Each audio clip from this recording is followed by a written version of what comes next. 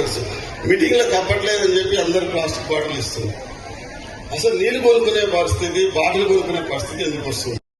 Gandhi global family ఈ October 2 నుంచి next October 2 వరకు ప్రతి పాఠశాలలో వ్యవసాయ రంగ రాష్ట్ర కన్వీనర్ శ్రీమతి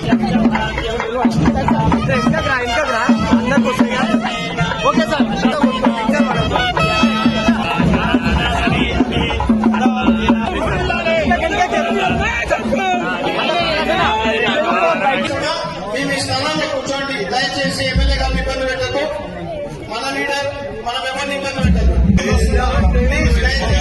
ఎవరు కూడా వారిని ఇబ్బంది పెట్టదు.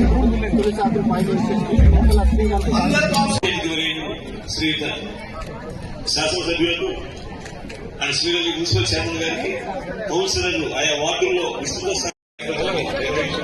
చేసిన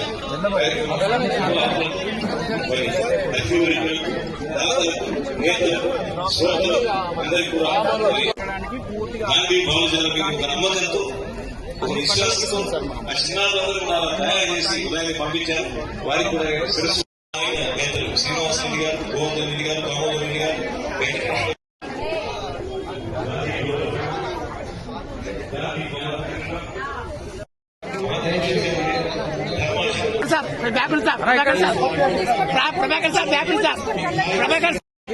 అయ్యాను సార్. Okay sir.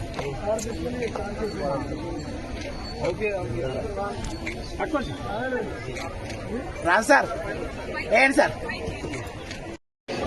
మరి పవిత్రమైన మహాత్ముడి దివ్య గణంలో మందార మకరంద మాధుర్య రసవంతమైన పుష్పమాలతో గౌరవ శాసనసభ్యులు పుష్పవర్షంతో వారి శాంతి అహింసల్ని ముందుకు తీసుకుపోతున్నారు.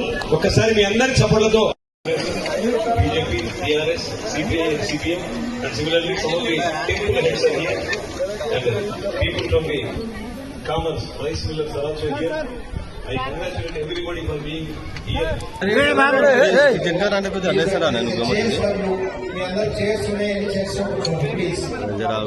ముందే పెడతావు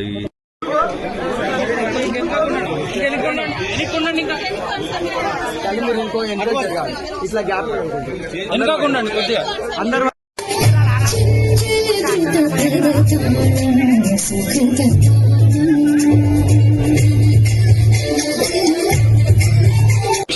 ఈ ప్రాంత అభివృద్ధికి ఆధారంగా కృషి చేస్తున్న నేత రాజు గారు మీ అందరికీ సపోర్ట్ల పరిశ్రమ ఈ సభ సవినయంగా మరి స్వీకరించవలసిగా కోరుతున్నాం.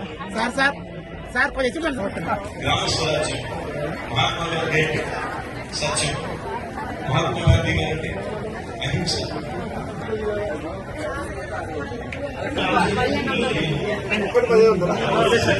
నిజంగా గాంధీ గారి పేరు మీద ముఖ్యంగా ఇక్కడ మొత్తం అన్నిటికన్నా అట్రాక్షన్ అంటే ఆ విగ్రహాలు. ఒక్కటే చోట 600 విగ్రహాలు ఇట్లా నెలకొల్పడం అయితే నేను కూడా మొట్టమొదటిసారి చూస్తున్నా. మీ అందరినీ కూడా నేను అప్రిషియేట్ చేస్తున్నాను. నిజంగా ఇది ఒక మంచి కార్యక్రమం. ఇదైతే ట్రెడిషనల్ గేమ్, మన భారతీయ గేమ్, కానీ చాలా బాగా చేసింది. మన పిల్లలకు నిజంగా హ్యాండ్స్ ఆఫ్, చాలా బాగా చేసింది. తినే ఆహారం ఇంటేక్ ఏదైనా మనం ప్యూర్ గా చూసుకుంటే డెఫినెట్ గా 90% హెల్త్ ప్రాబ్లమ్స్ రావు. మునుగోడు నియోజకవర్గం పేరు ప్రపంచవ్యాప్తంగా, ముఖ్యంగా ప్రధానమంత్రి మోడీ నోట్లకి కూడా వచ్చింది మునుగోడు అని చెప్పేసి. ఏది ఏమైనా మనం చేసిన పోరాటం, త్యాగం ఊరికే ఏం పోలేదు. ఈ ప్రాంత అభివృద్ధికి, ఈ ప్రాంత ప్రజలకు మేలు జరిగింది నా రాజీనామాతో. నాకు పదవి పోయిండొచ్చు 1.5 year, 18 నెలలు నేను ఎమ్మెల్యేగా లేనంత మాత్రం నాకేం పోలే, మళ్ళా పదవి వచ్చింది.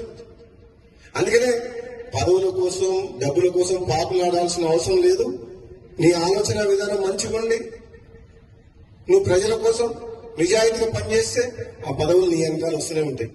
నువ్వు వాటి వెనకాల పోవాల్సిన అవసరం లేదు. డబ్బుల కోసం, పదవుల కోసం అవి ఆటోమేటిక్ వస్తాయి.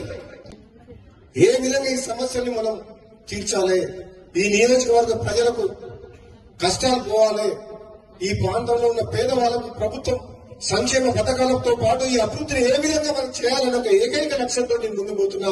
నాకు ఈ రాజకీయాలు కనబడతలు, రాజకీయాలు అర్థమైతలు.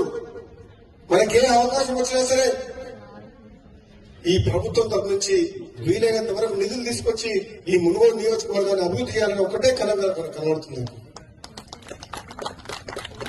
అర్జునుడికి చేప కన్ను ఏదైతే ఒక్కటే ఆలోచనతో ఫోకస్ తో తను కొడతాడో అదే విధంగా నాకు మునుగోడు నియోజక ప్రజల యొక్క అభివృద్ధి ఒక్కటే నాకు లక్ష్యం కనబడుతుంది.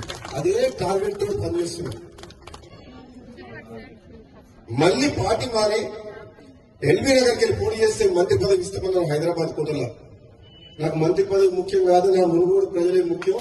మీరు ఏది ఇచ్చినా ఏది చెప్పినా మళ్ళీ మునుగోడు నుంచే చేస్తా అని చెప్పి మళ్ళీ మునుగోడు నుంచే చేస్తా అని చెప్పి మంత్రి రావాలనుకుంటే నేను ఎల్బీ నగర్ చేస్తే గెలిచి మంత్రి అయ్యేటువంటి సంవత్సరం కింద. అది కాదు ఇంపార్టెంట్. ప్రజలతో అనుబంధం ఏర్పడ్డది, వాళ్ళకి ఎంతో నమ్మకం ఏర్పడ్డది. నాకు గతంలో కూడా 2018లో అధినేత మహారథులు కాంగ్రెస్ పార్టీ నుంచి ఓడిపోతే కూడా మునుగోడు గడ్డ ప్రజలు తను గెలిపించింది. వాళ్ళకి ఇచ్చిన హామీలు నెరవేర్చలేదు, ఆనాటి ప్రభుత్వం లేదు.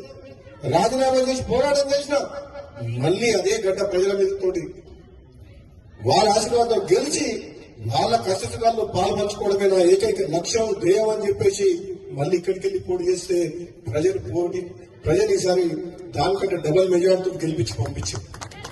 అందుకనే వాళ్ళ రుణం తీసుకోవాలంటే ఎన్ని గంటలు పనిచేసినా ఎంత పనిచేసినా తక్కువే.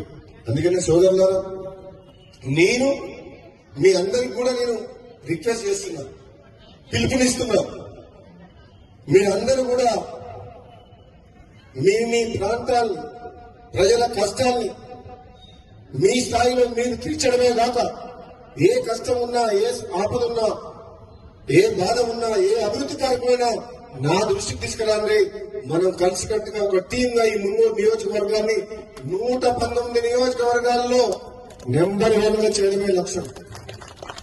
ఈ రోజు తెలంగాణ రాష్ట్రంలో ఎక్కడ కూడా బెడ్ షాపులు బంద్ కాలేదు, మన దగ్గర బంద్ అయినాయి. వెంకట రాజు చెప్పినట్టు 119 నియోజకవర్గాల్లో పోలీస్ ఇంటెలిజెన్స్ రిపోర్ట్ ఇచ్చింది. తక్కువ క్రైమ్ రేట్ ఎక్కడ ఉందంటే మునుగోడులో ఉంది. ఇప్పుడు మన మహాత్మా గాంధీజీ బాబుజీ కళ్ళు కన్నా మన దేశంలో మునుగోడులో అహింస క్రైమ్ రేట్. మనం కొన్ని రోజుల తర్వాత మునుగోడు నియోజకవర్గంలో పోలీస్ స్టేషన్ పోవాల్సిన అవసరం లేదు, కేసు పెట్టాల్సిన అవసరం లేదు, కక్ష తీసుకులేదు, ఇటువంటి లేదు మన మునుగోడులో. అప్పటికి నాకు రోజు ఎస్ఐలు, సిఐలు, పోలీసులు, ఎస్పీ చెప్తున్నారు, సార్ మీ మునుగోడులో ఎక్కడ కూడా ప్రశాంత వాతావరణం ఉంది అని అంటున్నారు. అంటే ఎందుకంటే నేను ఎమ్మెల్యేగా ఉన్నా, అవసరం లేదు పోలీసులు. మాకు కావాల్సిన అభివృద్ధి, మాకు కావాల్సిన కేసులు కాదు. మీ ఊరి మీద కక్ష సాధించాలనే లక్ష్యం లేదు. కానీ అవినీతికి, ఆక్రమణకు, అన్నిటికీ వ్యతిరేకంగా ప్రభుత్వ భూముల జోలికి వచ్చినా సరే పేదలకు అన్యాయం చేసినా సరే అవినీతి పనులను మాత్రం వదిలిపెట్టే ప్రసక్తి లేదు. ఇందులో మాత్రం కాంప్రమైజ్ లేదు. అదే మీకు ముందు తెలిసిన ఉండొచ్చు, ఇన్ఫర్మేషన్ వస్తుందా లేదా?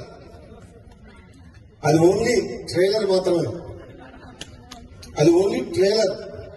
నెక్స్ట్ 70mm లో ఉంటుంది సినిమా. ఎందుకంటే ఒక్కటి మాత్రం నిజం, ప్రభుత్వ సొమ్ము ఎవరు కాజేయద్దు, అది పేదల సొమ్ము, పేదలకు పోవాలి. మనలాంటి వాళ్ళం 10 మందికి సాయం చేయాలి, కానీ అధికారాన్ని అడ్డం పెట్టుకుని ప్రభుత్వ సొమ్ము పోవద్దు, పేదల జోలికి పోవద్దు.